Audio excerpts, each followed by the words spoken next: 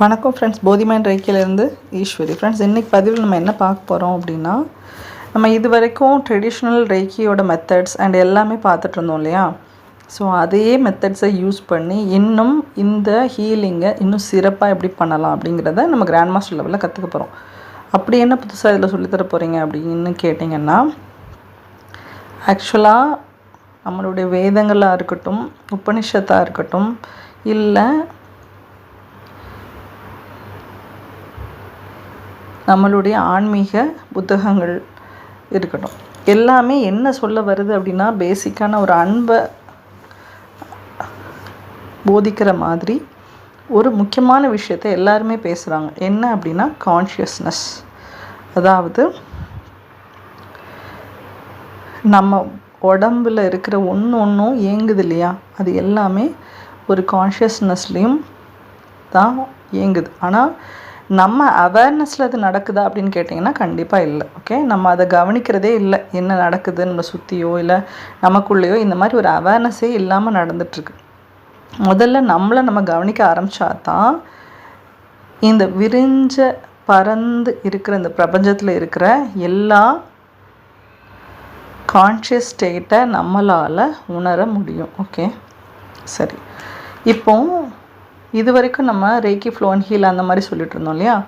இந்த லெவலில் நீங்கள் இன்ஃபினிட்டி ரேக்கி ஃப்ளோ அண்ட் ஹீல் அப்படின்னு சொல்ல போகிறோம். அதாவது ரேக்கியோட தன்மை முடிவெளியாக இருக்குது இல்லையா. ஸோ அதை பேஸ் பண்ணி நம்ம இன்ஃபினிட்டி ரேக்கி ஃப்ளோ அண்ட் ஹீல்னு சொல்லி அவங்கள இன்வைட் பண்ணி ஹீலிங்ஸ் பண்ண போகிறோம். இதுக்கு நமக்கு சில சிம்பிள்ஸ் இதில் ஹெல்ப் பண்ண போகுது. முதல்ல இந்த இன்ஃபினிட்டி சிம்பிளே 3 விதமாக நம்ம பார்க்கலாம். ஓகே, இப்போ முதல்ல நம்ம பார்க்குற இந்த சிம்பிள் எர்த் ஆஃப் காட் அப்படிங்கிறதுல போடுவோம். ஸோ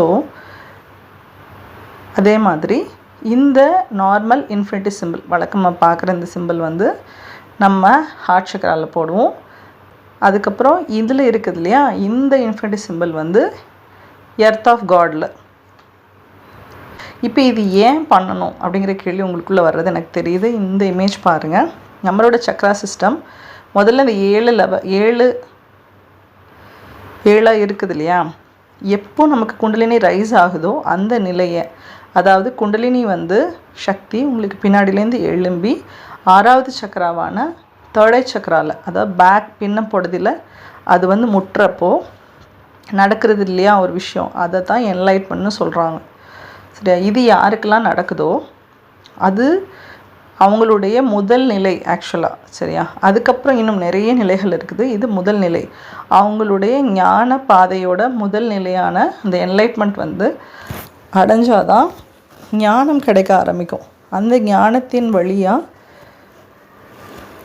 3rd ஐ ஓப்பன் ஆக அந்த கண் வழியாக நம்ம பார்க்கும்போது நல்ல ஒரு கான்ஷியஸ் லெவலில் நம்மளால் நிறைய விஷயங்களை பார்க்க முடியும். ஓகே, சரி. இப்போது அந்த மாதிரி மைண்டுங்கிறதும் எந்த மாதிரிலாம் இருக்குது, கான்ஷியஸ் லெவல் 7 டைப்ஸ் ஆஃப் இருக்குது. அதெல்லாம் என்னங்கிறது நம்ம அப்புறம் வீடியோஸில் நான் சொல்கிறேன். இப்போது நம்ம இந்த வீடியோவில் சிம்பிள்ஸ் மட்டும் பார்க்கலாம். ஓகே, இப்போ 3 சிம்பிள்ஸ் நான் சொன்னேன் இல்லையா, அதில் இருக்கிற அந்த முடிவெளி சிம்பிளில் நம்ம யூஸ் பண்ணுற இந்த இன்ஃபினிட்டி சிம்பிளில் நம்ம கவனிக்க வேண்டிய விஷயம் சிலது இருக்குது. ஹார்ட் ஆஃப் கிறிஸ்டோஸ், அதாவது காடோட ஹார்ட், அது வரையும் போது முதல்ல நீங்கள் சர்க்கிள் வரைஞ்சிட்டு அதுக்கப்புறம் இன்ஃபினிட்டி சிம்பிள் வரைகிறீங்க. அதே மாதிரி ஹார்ட் ஆஃப் கயா, அதாவது எர்த்தோட ஹார்ட் சிம்பிள் வரையும் போது நீங்கள் முதல்ல இன்ஃபினிட்டி சிம்பிள் வரைஞ்சிட்டு அப்புறம் சர்க்கிள் வரைகிறீங்க. ஓகே, டைரெக்ஷன் ஒரே மாதிரி தான் வரைகிறீங்க. சரியா, அதே மாதிரி இப்போது பேலன்ஸ் சிம்பிள், டிவைன் பேலன்ஸ் சிம்பிளில் இருக்குது இல்லையா சென்டரில், அதில் எப்படி நம்ம இன்ஃபினிட்டி சிம்பிள் போட்டிருக்கோமோ அதே பேட்டர்னில் தான் ஹார்ட்டில் போடணும். ஓகே, போட்டுட்டு இது கடைசி எல்லாம் முடிச்சுட்டு இந்த மாதிரி போட்டோம்னா ஃபுல் பாடியில் அது ஃபுல் எனர்ஜியும் பேலன்ஸ் ஆகும். ஓகே, ஸோ இதை நோட் பண்ணிக்கோங்க, கன்ஃபியூஸ் பண்ணிக்காதீங்க. ஸோ இன்ஃபினிட்டிங்கிறது ரொம்ப ரொம்ப ரொம்ப முக்கியமான விஷயம்னு நிறைய பேருக்கு தெரியும். 8 மாதிரி வடிவில் போட்டு நடக்கிறது மூலிமா பிளட் ப்ரெஷர் சரியாகுது, டயபெட்டிஸ் சரியாகுதுன்னு இப்படி என்னெல்லாமோ சொல்கிறாங்க இல்லையா. இதை போட்டு நம்ம மெடிடேட் பண்ணுறது மூலிமா ஷித் ஸ்டேட், அதாவது நம்மளுடைய தாடை வந்து வேக்கப் ஆகிறதுக்கு ரொம்ப ஹெல்ப் பண்ணும். அதாவது என்லைட்மெண்ட் ஸ்டேட்டுக்கு உங்களுக்கு சப்போர்ட் பண்ணும். அது மட்டும் இல்லாமல் இனி பார்க்க போகிற இனி 7 சிம்பிளும் ஒரு விசித்திரமான ஒரு விஷயம் இருக்குது ஃப்ரெண்ட்ஸ். கொஞ்சம் கூர்ந்து கவனிச்சிங்களா, ஃபஸ்ட்டு சிம்பிள் வந்து 1 அதில் ஆரம்பிச்சிருப்பாங்க, ரெண்டாவது சிம்பிள் 2, அதே மாதிரி 3, 4, 5, 6, 7 இப்படி நம்பரை வச்சு தான் இந்த சிம்பிள்ஸ் வந்து க்ரியேட் பண்ணப்பட்டிருக்கு. ஸோ கவனித்து அடுத்தடுத்த சிம்பிள்ஸும் கற்றுக்கோங்க ஃப்ரெண்ட்ஸ். ஓகே, இப்போ அதுக்கப்புறம் இன்னும் சில சிம்பிள்ஸ் வந்து இந்த கிராண்ட் மாஸ்டர் லெவலில் நம்ம பண்ண போகிறோம். நான் சொன்னேன் இல்லையா, கான்ஷியஸில் தான் எல்லாமே நடக்குதுன்னு. நம்ம இறைவனின் கான்ஷியஸ்னஸோட ஒரு சின்ன துகள், அதாவது இறைவனுடைய ஞானத்தன்மை எவ்வளோ இருக்குதோ அதே ஞானம் வந்து நமக்குள்ளேயும் இருக்குது. ஓகே, ஆனால் நம்ம வந்து அதை உணராமல் தேவையில்லாத விஷயங்களுக்கு முக்கியத்துவம் கொடுத்துட்ருக்கோம் இல்லையா. ஸோ இதை பிரக்ய அபரதா அப்படின்னு வேதங்களில் சொல்லப்படுது. இதுதான் மனிதரின் முக்கியமான சஃபரிங்ஸ் எல்லாம், அதாவது நம்ம படுற கஷ்டங்களுக்கெல்லாம் காரணமாக சொல்லப்படுது. இதுக்கு நம்ம சங்கராச்சாரியர் வந்து ஒரு தீர்வு கொண்டு வந்திருக்காரு. அவர் 2 மந்திரங்கள் எழுதியிருக்கார். ஸோ சிவ அபரதா ஸ்தோத்திரம், அப்புறம் தேவி அபரதா ஸ்தோத்திரம். இது 2ஓட லிங்க் வந்து நான் இந்த டிஸ்கிரிப்ஷனில் கொடுக்குறேன். யாரெல்லாம் வேணுமோ அதை கேட்டு பாருங்களேன். நம்ம கான்ஷியஸ் லெவலில் நமக்கு வந்து ஒரு வித்தியாசமான ஒரு ரிலீஃப் ஒன்று கிடைக்கிறத அவங்களால ஃபீல் பண்ண முடியும். ஏன்னா அதில் அவர் அப்படி தான் கேட்டுக்கார். நம்ம பண்ண எல்லா தப்புக்கான மன்னிப்பை அவர் கேட்டிருக்காரு. அந்த கான்ஷியஸை நம்ம இல்லாமல் இருக்கோம் இல்லையா, ஒரு சிவத்தன்மையில் இருந்தும் கூட நம்ம ஒரு கான்ஷியஸாக இல்லாமல் இருக்கிறத, அந்த தன்மைக்கான மன்னிப்பை நம்ம கேட்குறதா மாதிரி இருக்குது. அது ஆக்சுவலாக இந்த மாதிரி ஒரு விஷயத்தை நம்ம அக்செப்ட் பண்ணி மன்னிப்பு கேட்கவே நிறைய கர்மா பிரச்சனைகள் வந்து தீர ஆரம்பிக்கும். இந்த லெவலில் கூட நம்ம ஜீசஸால் தினமும் செய்யப்பட்ட கர்மா ப்ராக்டிஸ் ஒன்று நான் சொல்லித்தருவேன். ஓகே, அது என்னென்னா, வழக்கமாக நீங்கள் இது வரைக்கும் கர்மா கிளென்ஸ் பண்ணியிருப்பீங்க, ஹீல் பண்ணியிருப்பீங்க, இந்த மாதிரி பண்ணியிருப்பீங்க இல்லையா. ஆனால் இந்த தடவை நம்ம பண்ண போகிற இந்த மெடிடேஷனில் வந்து கர்மாவை எல்லாம் பாசிட்டிவாக ட்ரான்ஸ்மியூட் பண்ண போகிறோம் மந்த்ரா வச்சு. ஸோ அது நீங்கள் பண்ணுறப்போ நீங்கள் கர்மாலேருந்து விடுபடுறதை உங்களால் உணர முடியும். சரி, இப்போ இந்த கிராண்ட் மாஸ்டர் லெவல் நம்ம பண்ணுற இந்த ஹீலிங்க்கு யூஸ் பண்ணுற சிம்பிள்ஸ் என்னெல்லாம் பண்ண போகுது அப்படின்னா, நம்மளை கான்ஷியஸாக அவேர்னஸ் லெவலில் நம்மளை வந்து வச்சுக்கிறதுக்கு 2 சிம்பிள் யூஸ் பண்ணுறோம். சரி, அவேர்னஸ் லெவலில் நமக்கு சப்போர்ட் பண்ண போகிற 2 சிம்பிள்ஸ் பார்த்தீங்கன்னா இன்ஃபினிட்டி சிம்பிள். அந்த இன்ஃபினிட்டி சிம்பிளே 3 விதமாக நான் இப்போ சொல்லியிருக்கேன். அது போக ஆன் டு சிம்பிள். ஓகே, அதுக்கப்புறம் நம்ம ஒரு விஷயத்த அவேர்னஸாக இருந்தால் மட்டும் பார்த்தாது, இருக்கிற அந்த நெகட்டிவ் எல்லாம் ரிலீஸ் பண்ணணும் இல்லையா, அதுக்கு டோப்பாண்டா ட்ரை பண்ணாங்கிற அந்த 2 சிம்பிள் ஹெல்ப் பண்ணும். இப்போது அவேர்னஸும் இருக்குது, ரிலீஸும் பண்ணியாச்சு. அடுத்து முன்னாடி இருந்த தன்மையிலேருந்து இப்போ புதுசாக வந்த தன்மைக்கு ட்ரான்ஸ்ஃபார்ம் ஆகணும்ல, அதுக்கு ஃபாக்ரா அண்ட் டஃபிஃபா அப்படிங்கிற இந்த 2 சிம்பிள் ஹெல்ப் பண்ணும். அதுக்கப்புறம்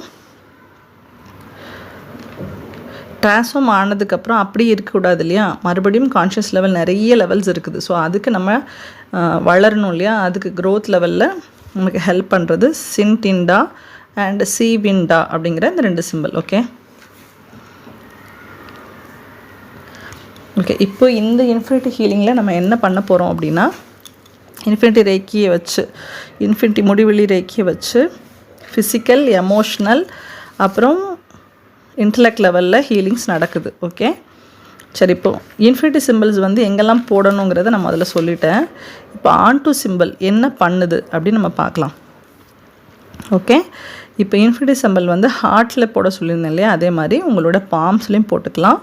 அதாவது அந்த வெறும் இன்ஃபினிட்டி இருக்குல்ல, அது அந்த அந்த அந்த ரவுண்ட் வச்சு கொடுத்துருக்க அந்த இன்ஃபினிட்டி சிம்பிள் வந்து பாம்ஸில் வரையக்கூடாது. ஓகே, வெறும் அந்த இன்ஃபினிட்டி சிம்பிள் இருக்கு இல்லையா, அதை வந்து தேர்ட் ஐலையும் போட்டுக்கலாம், ஹார்ட்லேயும் போட்டுக்கலாம். ஓகே, இப்போ ஆன் டு சிம்பிள் வந்து எதுக்கு யூஸ் பண்ணணும் அப்படின்னா, நம்மளுடைய எனர்ஜி சென்டர்ஸான சக்கரங்கள்லையும் மெரிடியன் பாயிண்ட்ஸில் வர்ற எனர்ஜி லிங்க் ஆகிற அந்த points, main energy centre points, அந்த மாதிரி இதில் எங்கேயாவது பிளாக்கேஜஸ் இருக்கிறது உங்களுக்கு தெரிஞ்சது, இல்லைன்னா